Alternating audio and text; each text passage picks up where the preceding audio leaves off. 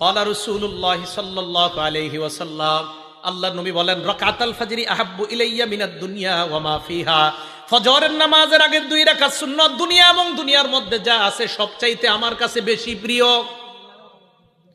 ফজরের নামাজের সুন্নতটা যদি পারেন বাসায় পড়বেন। ঘড়ির দিকে তাকাইছেন, তাকায় দেখেন 20 মিনিট বাকি আছে, বাস সুন্নতটা বাসায় পড়েন। প্রথম কাজ সুন্নত বাসায় যদি পারেন আর কি বাসায় পড়েন। দ্বিতীয় কাজ, ফজরের সুন্নতে প্রথম রাকাতে কুল্লিয়া আইয়ুহাল কাফিরুন পড়বেন, দ্বিতীয় রাকাতে কুল হু আল্লাহ। বলেন প্রথম রাকাতে কোন সূরা?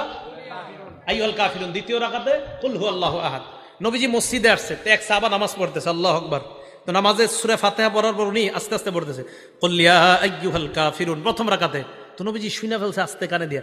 তো নবীজি শোনার পর বললেন, হাযা আব্দুন আরাফা রাব্বাহ, এই ব্যক্তি তার রবকে চিনতে পারছে। দ্বিতীয় রাকাতে ওই সাহাবা পড়লেন কুল হু আল্লাহু আহাদ, আল্লাহ নবী বললেন হাদা আব্দুন আমানা বিরব্বি, এই ব্যক্তি তার রবের উপর পরিপূর্ণ ঈমান আনছে। এজন্য আজকে থেকে আমলটা মনে রাখবেন, ফজরের সুন্নতে প্রথম রাকাতে কুল্লিয়া আইয়ুহাল কাফিরুন, দ্বিতীয় রাকাতে কুল হু আল্লাহ। আরেকটা সুন্নতে আমলটা করবেন, বলবো? মাগরিবের পরের সুন্নতে প্রথম রাকাতে কুল্লিয়া আইয়ুহাল কাফিরুন, দ্বিতীয় রাকাতে কুল হু আল্লাহ যদি পারেন। বাকি ফজরের সুন্নতে প্রথম রাকাতে কুল্লিয়া আইয়ুহাল কাফিরুন, দ্বিতীয় রাকাতে কুল হু আল্লাহ। এটার দ্বারা কি উদ্দেশ্য জানেন? কুল্লিয়া আইয়ুহাল কাফিরুনের মাধ্যমে প্রথম রাকাতে আপনি বুঝাইতেছেন আমি যত শিরিক সব বর্জন করলাম, দ্বিতীয় রাকাতে কুল হু আল্লাহ পড়ার মাধ্যমে বলতেছেন আমি আল্লাহর একত্ববাদ স্বীকার করে আমার দিন শুরু করলাম। আরেকটা আমল যদি পারেন, যদি সম্ভব হয়, এটা ওলামারা পারবে, আপনারা যদি পারেন আর কি, কোরআন শরীফ মুখস্থ সাধারণদের মধ্যে মুখস্থ করার একটা আয়াত মুখস্থ করতে পারবেন না ইনশাআল্লাহ?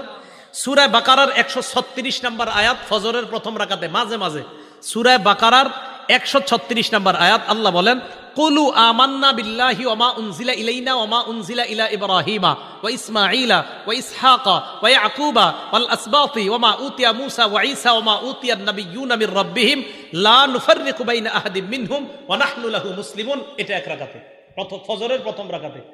ফজরের নামাজের দ্বিতীয় রাকাতে পড়বেন সূরা আলী ইমরানের 64 নম্বর আয়াত।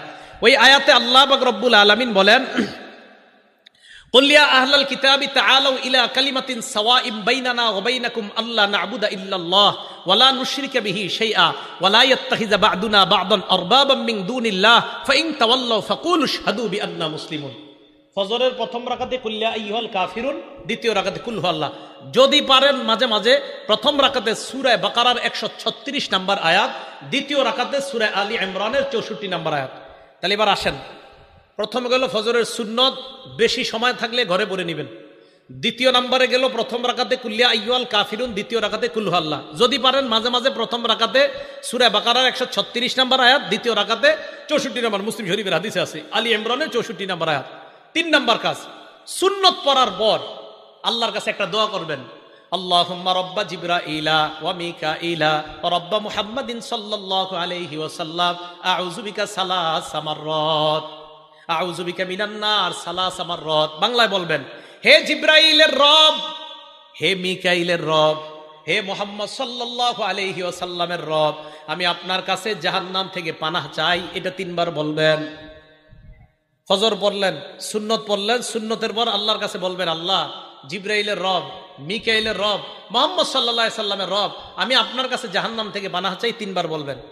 এটা বলার পর চতুর্থ কাজ, ফজরের সুন্নত পড়া বিবির দিকে তাকাইবেন। যদি ঘরে পড়েন, কার দিকে তাকাবেন? বিবির দিকে তাকানোর পর আম্মা জান আয়েশা বলেন, আল্লাহ নবী আমার দিকে তাকানোর পর ফাইন কুনতু মুস্তাইকিজাতান, আমি যদি জাগ্রত থাকতাম, হাদ্দাসানি, আল্লাহ নবী আমার সাথে কথা বলতেন। তাহলে মনে রাখবেন, ফজরের সুন্নত পড়ার পর বিবির দিকে তাকানোর পর যদি দেখেন বিবি জাগ্রত, কথা বলবেন। এই নিয়তে কথা বলবেন, আমার নবী তার বিবির সাথে কথা বলতেন, আমিও বিবির সাথে কথা বললাম, আল্লাহ নবীর সুন্নত আদায় হয়ে যায়। আম্মা জান বলেন, ফাইন কুনতু নাইমা, নবী আমার দিকে তাকায় যদি দেখতেন আমি ঘুমন্ত, আই ফাজানি, আমাকে জাগায়া দিতেন। তাহলে সুন্নত পড়ার পর বিবির দিকে তাকানোর পর আপনার 2 কাজ। 1 নাম্বার, যদি দেখেন বিবি জাগ্রত, কথা বলবেন। যদি দেখেন বিবি ঘুমন্ত, তাহলে বিবিকে জাগায়া দিবেন। এই গেল চতুর্থ আমল। পঞ্চম আমল যদিও করতে বলবো, আমি বলবো আপনারা বেশিক্ষণ করেন না। আম্মা জান আয়েশা বলেন, নবীজি যখন দেখতেন ফজরের অনেক সময় বাকি আছে, আল্লাহ নবী সুন্নত পড়ার পর ইত্তজা আলা শিক্কিহিল আইমান, নবীজি ডান কাত হয়ে একটু শুইতেন। আপনারা শুইলে তো ঘুমাই যাবেন। ফজরের সুন্নত পড়ার পর হযরত বেলাল ডাকার আগ পর্যন্ত নবীজি একটু ডান কাত হয়ে শুইতেন, আপনারা তো ঘুমাই যাবেন। আপনারা কি করবেন? পুরাটা করা দরকার নাই, একটু ডান কাত হয়ে শুয়ে আবার উঠে যাবেন। কেন? আমার নবীজি করছে তাই করলাম। সুবহানাল্লাহ, নবীজি করছে তাই আমি একটু নবীর সুন্নত পালন করলাম। কি বলেন? ইনশাল্লাহ করা যায় না? যদি ঘরে করেন আর কি। আল্লাহ তৌফিক দান করেন। এটা যারা তাহাজ্জুদ পড়ে তারা কিন্তু এই আমলগুলা করে নিয়মিত। আল্লাহ আল্লাহ আমাদের সকলকে আমলগুলা করার তৌফিক দান। ভাই একদিন নবীর সুন্নত পালন করেন না, একটা দিন করেন, অন্তত কিয়ামতের মাঠে বলতে পারবেন তো একটা দিন করেন না যে আল্লাহ আমি ঘরে সুন্নত পড়ছিলাম, সুন্নতের পর বিবিরে জাগ্রত করেছিলাম, বিবির সাথে কথা বলেছিলাম, আল্লাহ এরপর আমি একটু ডানকাত হয়ে শুয়েছিলাম, এই আমলগুলো তোমার নবী করতো, আমিও করছি। এই গেল ফজরের ব্যাপারে আলোচনা, ফজরের নামাজ এবং 5 ওয়াক্ত নামাজের ব্যাপারে আলোচনা। এখন আরেকটা কথা বলবো নামাজের ব্যাপারে, সে বলবো জামাতে নামাজ আদায় করা। কিভাবে নামাজ আদায় করা? জামাতে। বুখারী শরীফের 645 নম্বর হাদিস, ক্বালা রাসূলুল্লাহ সাল্লাল্লাহু আলাইহি ওয়াসাল্লাম, আল্লাহ নবী বলেন, সালাতুর রাজুলি ফিল জামাআ তাফদুলু সালাতাল ফাজরি বি27 দারাজা। নবীজি বলেন জামাতের সাথে নামাজ আদায় করা, একাকী এক ব্যক্তি নামাজ আদায় করলো, আমি একা নামাজ পড়লাম, উনি জামাতের সাথে নামাজ আদায় করলো, আল্লাহ নবী বলেন যে ব্যক্তি জামাতে পড়লো তার আমল নামায় আল্লাহ 27 গুণ বেশি সওয়াব দিয়ে দেয়। কয় গুণ? 27 গুণ।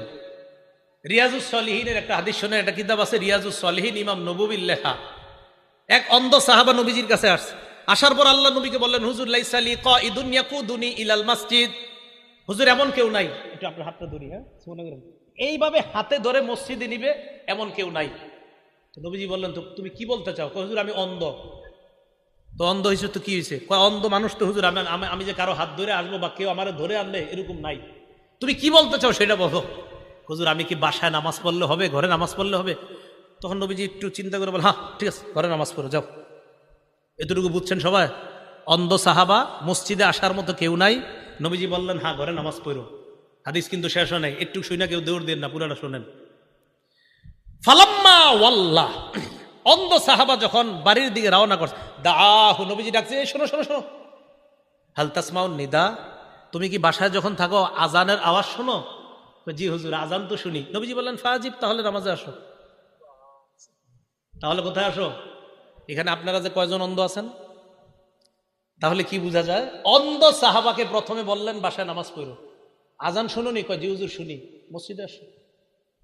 এখন তো মাশাআল্লাহ মাইকের আওয়াজ মুখের চেয়ে আরো কম যায় না বেশি যায়? কি পরিমাণ নামাজে আসা উচিত। ভাই জামাত মিস করেন না, পুরুষরা জামাত মিস করেন না, জামাতে আইসেন। আল্লাহ আমি সহ আমাদের সকলকে জামাতের প্রতি গুরুত্ব দিয়ে যেন আমরা সালাতগুলো আদায় করতে পারি, আল্লাহ তৌফিক দান করেন।